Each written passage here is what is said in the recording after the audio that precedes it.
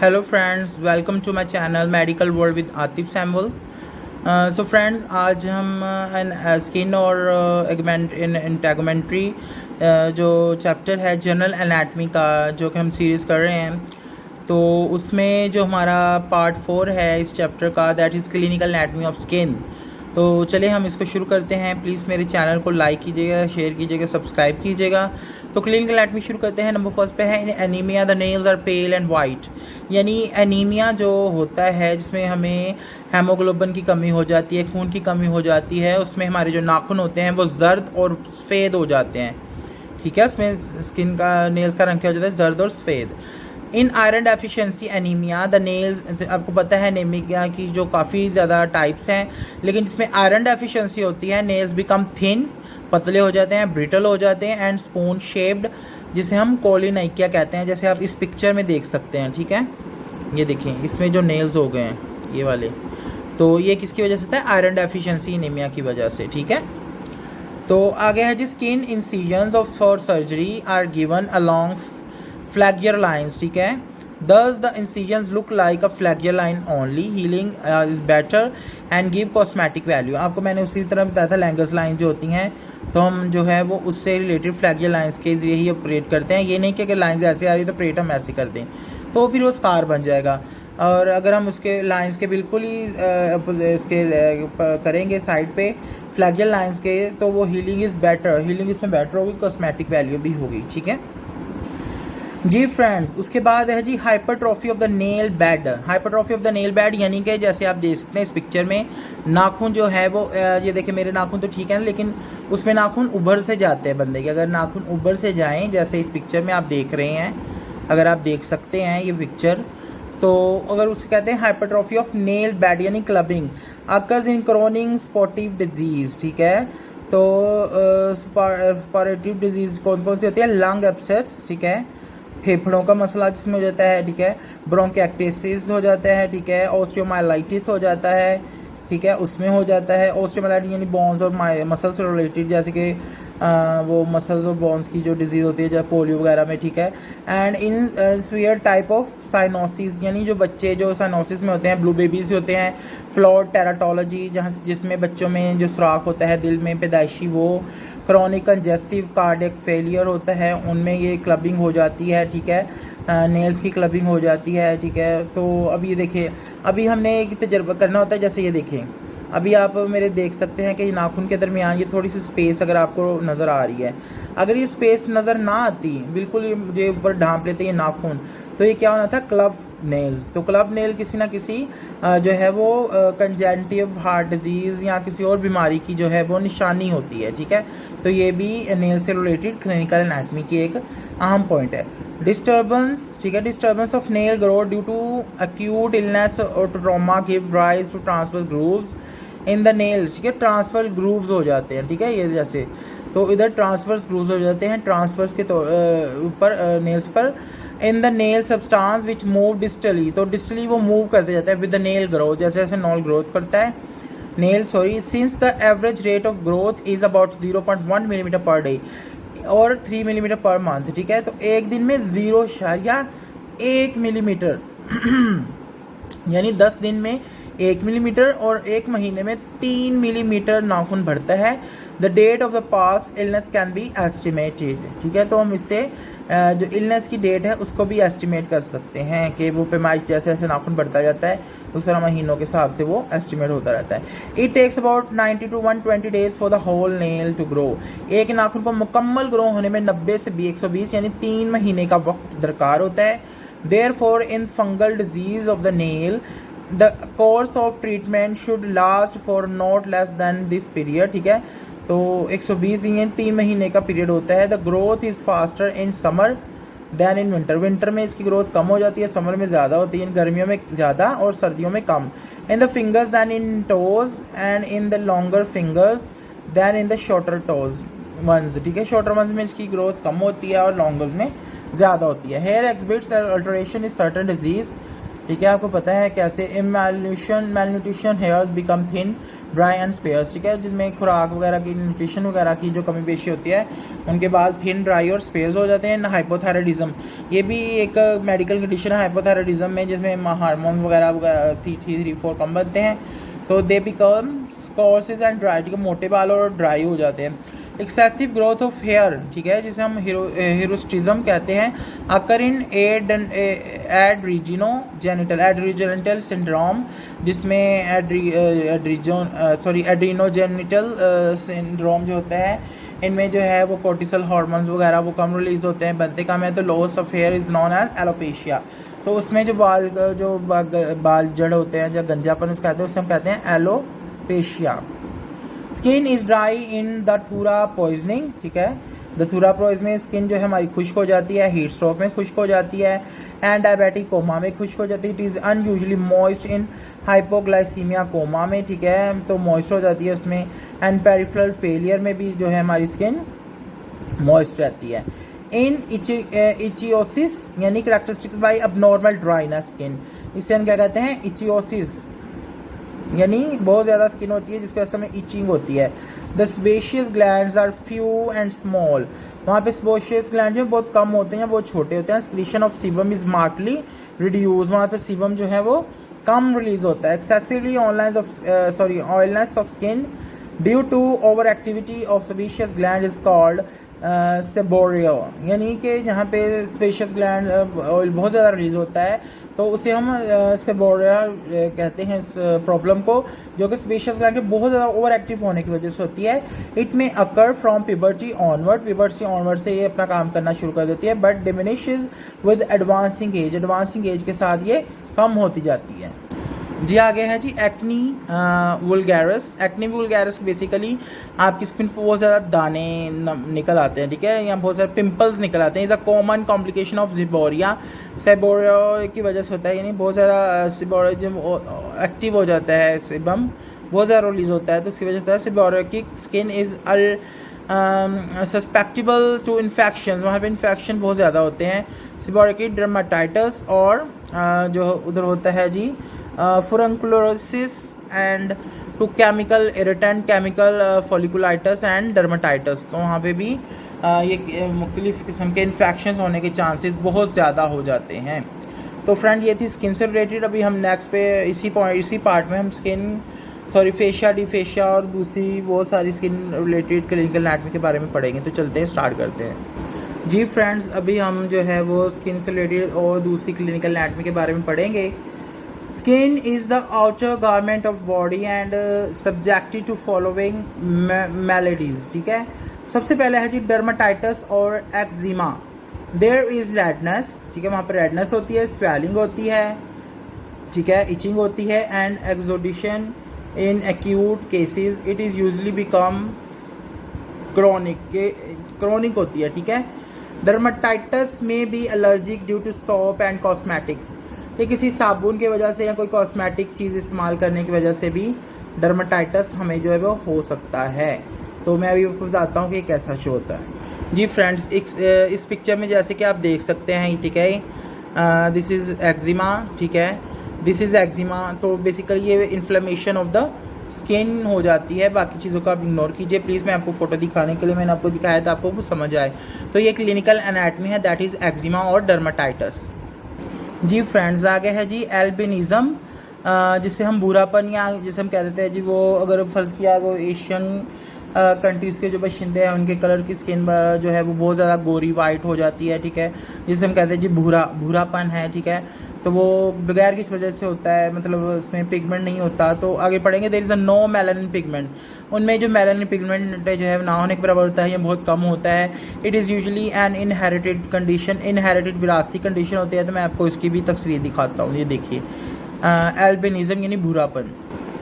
ये देखिए व्यूवर्स, इस तस्वीर में देखें, इसमें देखें या फिर इस तस्वीर में देखें, ठीक है, इनको काफ़ी ज़्यादा एल्बिनिज़म का मसला है, ठीक है, और ये इनहेरिटेड होता है, विरासती होता है। चलते हैं नेक्स्ट डेफिनेशन पे जी फ्रेंड। जो नेक्स्ट है हमारी that is herpes zoster virus. This virus cause vesicular lesion around the nasal and oral orifices and along dermatomes it is also responsible for causing chicken pox वगैरह का भी ये cause हो सकता है, ठीक है, जिन्हें चिकन पॉक्स वगैरह हुआ हो उसकी वजह से कॉज हो सकता है।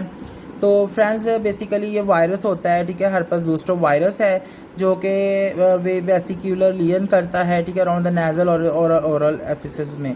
तो इसका भी मैं बताता हूँ आपको, ठीक है, ये कैसा दिखता है। ये देखिए फ्रेंड्स, इस फोटो में देखें, इसमें देखें, या इस नेक वाली में देखें, तो ये बेसिकली हर्पस ज़ोस्टर वायरस है जिसके इफेक्ट की वजह से ही होता है। फिर चिकन पॉक्स भी इसका एक जो है वो कॉज बन सकता है। तो ये बेसिकली स्किन डिजीज़ हैं, ठीक है, डर्माटोलॉजी से रिलेटेड, डर्माटोम से, ठीक है। तो नेक्स्ट चलते हैं जी फ्रेंड्स। तो नेक्स्ट हमारी जो है definition, that is pressure sore, ठीक है, दैट इज़ प्रेशर सोर।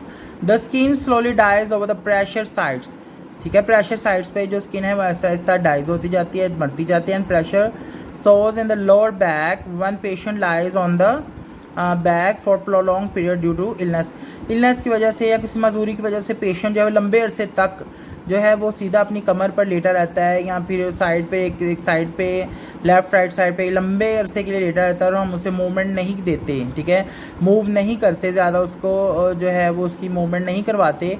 तो उसकी वजह से जो स्किन होती है वो प्रेशर की वजह से बहुत ज़्यादा उसमें सेल्स जो है वो डेड होना स्टार्ट हो जाते हैं, जिसकी वजह से हम प्रेशर सोर्स, प्रेशर अल्सर्स बनना स्टार्ट हो जाते हैं। तो इसे हम कहते हैं कि प्रेशर सोर्स ये स्किन में हो सकते हैं जो प्रेशर साइड वाली साइड पे हो। तो मैं इसकी भी आपको पिक्चर दिखाता हूँ, ठीक है, इसे हम प्रेशर सोर या प्रेशर अल्सर्स कहते हैं। ये देखिए फ्रेंड्स, दिस इज़ प्रेशर सोर या प्रेशर अल्सर। ये ऐसे होता है कि जब हम लंबे अरसे के लिए, ये देखिए इस पोजीशन में देखें, काफ़ी लेटे रहते हैं, तो इनमें जो मोस्ट प्रोन होते हैं वो हिप होती है, एल्बो होती है, शोल्डर, बैक ऑफ हेड होता है, लोअर बैक, बटक्स होते हैं, इनर नीज होते हैं, हील्स होते हैं, जो इनके निशाने पर होते हैं। तो ये बेसिकली सोर ऐसे बन जाते हैं, ठीक है जी फ्रेंड्स। अभी नेक्स्ट डेफिनेशन पे जाते हैं जी फ्रेंड। जो नेक्स्ट डेफिनेशन है क्लिनिकल एनाटॉमी में स्किन की, वो है बर्न्स। बर्न्स का मतलब क्या होता है? जल जाना स्किन का, ठीक है। It is condition which occurs due too much heat और कोल्ड। बहुत ज़्यादा गर्मी या सर्दी, जैसे बर्फ़ को हाथ में पकड़ लेने से, या बहुत ज़्यादा गर्म पानी, उबला हुआ पानी गिर जाने से, एसिड तेज़ाब की वजह से, बहुत ज़्यादा साल्स एल्काइंस की वजह से, और इलेक्ट्रिसिटी की वजह से भी। It is of if only epidermis is affected the burn is called superficial. अगर तो सिर्फ सुपरफिशियल इफेक्ट हुआ है जलने की वजह से, तो इससे हम एपिडर्मिस इफेक्ट हुई है तो उसे हम कहते हैं superficial burn. If both dermis and epidermis are affected, the burn is called deep burn. Burn results in dehydration, shock and contracture, ठीक है। contracture की वजह से भी बर्न हो सकता है, डिहाइड्रेशन की वजह से, शॉक की वजह से। तो यह है जी सुपरफिशियल बर्न और डीप बर्न की डेफिनेशन। तो बर्न बेसिकली किसी भी हीट, कोल्ड, ठीक है, एसिडिक, एल्कलाइन या फिर इलेक्ट्रिसिटी की वजह से भी हो सकता है। तो इसकी ये भी मैं आपको डेफिनेशन बता दिया है। अभी आपकी जो पिक्चर दिखाता हूँ, ये देखिए फ्रेंड्स, ये है जी burning of the skin burn हुई है, ठीक है। बर्न किसी की वजह से भी हो सकती है, हीट, कोल्ड, इलेक्ट्रिसिटी या फिर एल्कलाइन, एसिडिक की वजह से, ठीक है। अभी नेक्स्ट डेफिनेशन पे चलते हैं जी फ्रेंड्स। अभी नेक्स्ट क्लिनिकल पॉइंट है, that is benign pigmented nerves और मोल, ठीक है, जिसे हम काला तिल भी कहते हैं स्किन पे, या मोल या मोका वगैरह जिसे कहते हैं स्किन पे, ठीक है, काले कलर का। Melanin pigment cells are found in small numbers in the basal layer of skin. Basal layer of skin में क्या होते हैं? मेलानिन पिगमेंट सेल्स होते हैं। दीज न्यूरो एक्टोडर्मल सेल्स में proliferate at the dermo epidermal junction, जहाँ पे dermal epidermal junction होते हैं वहाँ पे ये क्यूमुलेट होते हैं in the dermis to form naevi of different size and forms. तो वहाँ पे ये डिफरेंट साइज एंड फॉर्म्स में बनते हैं, ठीक है। तो अभी इसकी भी हम इसकी फ़ोटो देख लेते हैं। तो क्या कॉजेज हैं इसके? मेलानिन पिगमेंट के सेल्स वहाँ पे मिलते हैं। ये देखिए जी, ये वाली पिक्चर में देखें, यहाँ पे देखें, मस्से, जिसे हम इसे बेसिकली मस्सा कहते हैं, ठीक है, ब्लैक कलर का मस्सा। तो ये फ्रेंड्स क्लिनिकल एनाटॉमी अभी मज़ीद आगे देखेंगे। ये मेरे ख्याल में बहुत दिलचस्प है। आप प्लीज़ इसे देखें और इसको एंजॉय कीजिए और इसको अपने नॉलेज में इजाफा कीजिए जी फ्रेंड। नेक्स्ट है जी colour. Skin is pale in anaemia, yellow in jaundice and blue in cyanosis. Simple, जो स्किन हमारी होती है पेल होगी तो यानी एनीमिया है, जर्द होगी। येलो यानी गहरी पीली होगी तो यानी जॉन्डिस है बंदे को, और ब्लू होगी यानी साइनोसिस है, उसमें ऑक्सीजन की डेफिशिएंसी है, ठीक है जी फ्रेंड्स। नेक्स्ट है जी बॉयल और फ्रंकल। ठीक है। Boil is an infection and suppuration of the hair follicle and sebaceous gland, ठीक है। स्पोरेशन हो जाती है जब हम बाल को तोड़ देते हैं, तो यहाँ पे सेबेशियस ग्लैंड्स के उधर बहुत बंद होने की वजह से जो है क्लोज उसके होने की वजह से वहाँ पे सीबम जमा होने की वजह से तो वहाँ पे जी बॉयल बन जाता है जिसे हम फ्रंकल कहते हैं। तो बेसिकली ये इन्फेक्शियस होता है, तो जिसे हम फुंसी कह देते हैं, ठीक है। तो वो देखिए वो कैसी होती है, ये देखें जी, ये है जी फ्रंकल और बॉयल, फिंसी या फुंसी, ठीक है। ये देखिए, ये देखिए, देखिए जी आगे है जी skin incision. These should be made parallel to the lines of cleavage, cleavage के लाइन के पैरेलल होते हैं।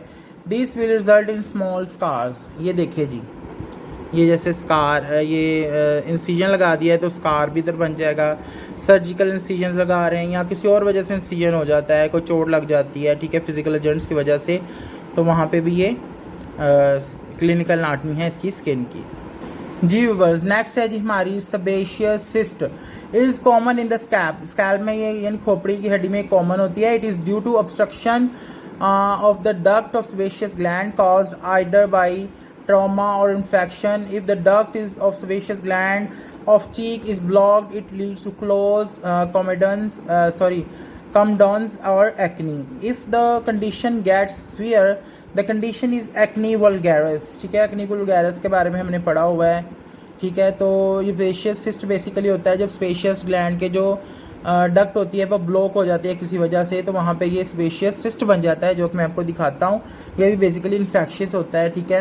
तो सेबेशियस ग्लैंड्स की जो सिक्रीशन होती है सीबम, तो वो वहाँ पे जमा होना शुरू हो जाती है, जिस पर सेबेशियस सिस्ट बन जाता है, जो कि आप देख सकते हैं इन पिक्स में। ये देखें, ये सेबेशियस सिस्ट है, दिस सेबेशियस सिस्ट, और ये सेबेशियस सिस्ट देखें, ये एपिडर्मिस में ये बन जाता है ऐसे, ठीक है फ्रेंड्स। सेबेशियस सिस्ट जैसे मैंने आपको बताया अभी, तो ये बेसिकली सेबेशियस ग्लैंड्स की डक्ट्स के ब्लॉक होने की वजह से, किसी वजह से अगर ब्लॉक हो जाती है तो सीबम बाहर नहीं आ पा रहा, तो ये वहाँ पे सेबेशियस सिस्ट बन जाते हैं, जो कि मैंने आपको पहले बताया हुआ है, ठीक है। तो चलते हैं नेक्स्ट जी फ्रेंड्स, नेक्स्ट है जी स्कैबीज, ठीक है। बेसिकली खारिश होती है, इज अ माइट इन्फेक्शन, ठीक है। It is commonly seen in genital region, genital regions में होते हैं, ठीक है। सेक्सुअल पार्ट्स यहाँ पे होते हैं, या फिर इंटरडिजिटल क्लेफ्ट वगैरह में होते हैं, ठीक है। तो ये है जी स्कैबीज। तो जी देखें स्कैबीज ये हैं, तो ये खारिश होती है बहुत ज़्यादा, ठीक है। तो चलते हैं जी, स्कैबीज बेसिकली स्किन की एक जो है वो अब नॉर्मेलिटी है, तो जो कि जर्म्स की वजह से होती है। फ्रेंड्स स्कैबीज देख लें फोटोज़ में क्या होती है, माइट इन्फेक्शन होता है कॉमनली इन जेनिटल एरिया और इंटरडिजिटल क्लेफ्ट में, ठीक है। फ्रेंड्स आगे है जी keloid. Keloid is over growth of connective tissue at site of injury और बर्न। तो वहाँ पे कुछ ओवर ग्रोथ हो जाती है कनेक्टिव टिश्यूज़ की, जिसे हम कीलॉइड कहते हैं। ये देखिए फ्रेंड्स, कीलॉइड, इसे हम कीलॉइड कह रहे हैं, ठीक है। कीलॉइड्स ये किसी वजह से भी हो सकता है, कीलॉइड स्कार्स होते हैं, बेसिकली कोई सर्जरी हुई है तो उसके वजह कनेक्टिव टिश्यूज़ के जो है वो हो जाती है, ठीक है। साइड पे कनेक्टिव टिश्यू की ओवर ग्रोथ हो जाती है, जिसे हम कीलॉइड कहते हैं जी फ्रेंड्स। उसके बाद है fungal infection of nails. It is common, it may occur in between the toes also, ठीक है। ये फंगल्स की वजह से होते हैं, फंगल इन्फेक्शन नेल्स पे होते हैं ज़्यादातर, स्किन ही है, स्किन का पार्ट है नेल। तो देखते हैं ये कैसे होते हैं, ये फंगस की वजह से होते हैं, ठीक है। बहुत ज़्यादा नमी में रहने की वजह से, नमी की वजह से वो फंगस इन्फेक्शन हो जाता है। तो देखते हैं कैसा दिखता है जी फ्रेंड्स। ऐसे नाखून दिखाई देते हैं इसमें फंगस इन्फेक्शन की वजह से, इसे कहते हैं जी फंगल इन्फेक्शंस ऑफ नेल्स जी फ्रेंड्स। जो हमारी नेक्स्ट है डेफिनेशन, दैट इज़ विटिलाइगो, यानी फुलबहरी, फुलहरी जिसे हम पंजाबी में कहते हैं, phulbahri is an autoimmune disease leading to white patches on the skin. तो ये बेसिकली ऑटोइम्यून डिजीज़ है, इसमें वाइट पैचेस स्किन पे हो जाते हैं, मतलब किसी का स्किन डार्क है तो उस पर वाइट पैचेस आ जाते हैं, ठीक है, ब्राउनी स्किन पे। तो देखते हैं कैसी दिखती है। तो जी फ्रेंड ये है जी विटिलाइगो, यानी फुलबहरी, ऐसी दिखती है, अपने अक्सर अपने इर्द गिर्द लोगों में दिखी होगी। फ्रेंड्स नेक्स्ट है जी baldness is related to hormones, के हार्मोन से रिलेटेड होती है। Alopecia areata is an autoimmune disease, एक ऑटोइम्यून डिजीज़ भी है, ठीक है, हार्मोन से रिलेटेड है। टेस्टोस्टेरोन लेवल्स वगैरह जो कम हो जाता है उसमें हो जाता है, या फिर एलोपेशिया एरेटाइज एंड ऑटोइम्यून डिजीज़ में भी हो सकता है, जो कि ये है जी कि ये एग्जांपल्स देखे हैं मेरे को फ़ोटोज़। तो ये पैदाइशी गंजापन या बाल्डनेस जिसे हम कहते हैं एलोपेशिया, भालजड़ को एलोपेशिया भी कहते हैं जी। नेक्स्ट देखें तो डिफेशिया की क्लिनिकल एनाटॉमी बताई हुई है कि उसने बताया कि लेग में वीनस रिटर्न्स जो होता है वो बहुत हेल्प देता है लेग के मसल्स जो होते हैं। मस्कुलर कंट्रैक्शन जब होती है उसकी वजह से प्रेशर बढ़ता है, प्रेस होती हैं डीप वेन्स, ठीक है, तो उसकी वजह से effective mechanism of venous return होता है, यानी कि डीऑक्सीजनेटेड खून वाला जो ब्लड होता है जो बाकी जिस्म से हार्ट की तरफ जाता है वो तेज़ी से जाता है, तो ये वाल्व्स की तरह काम करते हैं।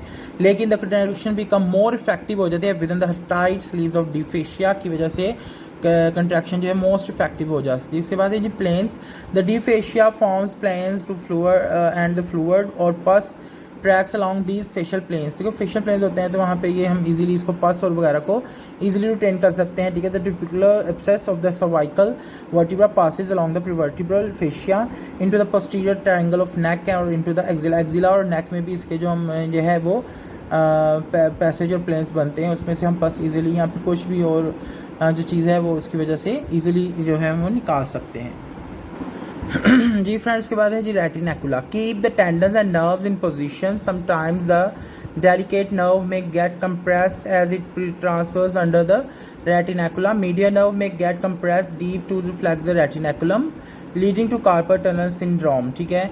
रेटिनैकुलम आपको पता है एक स्ट्रक्चर्स होती हैं, ठीक है, डिफेशिया की, जिसकी वजह से उसके अंदर से कुछ ऐसी स्ट्रक्चर्स पास होती हैं जिस पर कंप्रेस अगर हो तो हमें बहुत ज़्यादा मसाइल हो सकते हैं, तो उसकी वजह से उसकी प्रेशर जो है कम हो जाता है, जिसमें जो है जी फ्लैक्सर रेटिनैकुलम है हैंड का, जिसके अंदर से क्या गुजरती है जी मीडियल नर्व गुजरती है।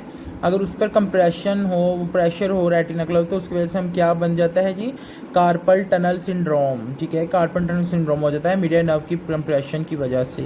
तो ये भी इसकी एक क्लिनिकल एनाटमी है। इसी तरह जी जो है वो पाँव में भी एक रेटिनैकुलम होता है, ठीक है। सिमिलरली टीबियल नर्व जो उसमें से टीबियल नर्व गुजरती है, may get compressed under the flexor retinaculum of leg, ठीक है, लेग में भी होता है, leading to tarsal tunnel syndrome, ठीक है। अपर लिम्ब में ये carpal tunnel syndrome medial nerve की कंप्रेशन से, और लोअर लिम्ब में ये tarsal tunnel syndrome tibial nerve की कंप्रेशन की वजह से होता है। तो ये है जी टार्सल्स, देखें रेटिनैकुलम, ये देखें ये पाँव में रेटिनैकुलम है, ठीक है, बाजू में भी रेटिनैकुलम, फ्लैक्सर रेटिनैकुलम, अपर लिम्ब में भी है, लोअर लिम्ब में भी है, जिसमें से स्ट्रक्चर्स गुजरती हैं, स्ट्रक्चर्स पास होती हैं। टीबियल नर्व लोअर लिम्ब में टार्सल टनल सिंड्रोम और अपर लिम्ब में medial nerve carpal tunnel syndrome. तो ये थी फ्रेंड्स हमारी clinical anatomy related to skin integumentary, ठीक है, fascia, deep fascia, superficial fascia, deep fascia से रिलेटेड, नेल से रिलेटेड, हेयर से रिलेटेड, ठीक है, और स्किन से रिलेटेड। तो मिलते हैं फ्रेंड्स एनाटॉमी जनरल एनाटॉमी के नेक्स्ट लेक्चर में नेक्स्ट टॉपिक पे। तो फ़िलहाल मुझे इजाज़त दीजिए, मेरे चैनल को लाइक कीजिए, सब्सक्राइब कीजिए, शेयर कीजिएगा अपने फ्रेंड से और सपोर्ट कीजिए और वीडियोस देखते रहिएगा प्लीज़। आप लोग मुझे सब्सक्राइब नहीं कर रहे हैं, लेकिन मेरी कोशिश यही है कि मैं आपके लिए ज़्यादा से ज़्यादा वीडियोस बनाऊं, अच्छी से अच्छी वीडियोस बनाऊं, और ये तभी मुमकिन है अगर आप मुझे सपोर्ट करेंगे और मैं आपके लिए मज़ीद वीडियोस बनाता रहूँगा। सो प्लीज़ फ्रेंड्स, चाहे आप इंडिया से हैं, पाकिस्तान से हैं, बांग्लादेश से हैं, यहाँ कहीं और से जहाँ पे हिंदी उर्दू समझी जाती है, तो प्लीज़ आप मुझे सब्सक्राइब कीजिए, लाइक कीजिएगा, ताकि मैं आपके लिए मज़ीद इस तरह के मेडिकल नॉलेज से रिलेटेड मूवीज़ और पिक्स लेते आते जाऊँ, शॉर्ट्स। तो प्लीज़ मुझे सब्सक्राइब कीजिएगा। Thank you, good bye.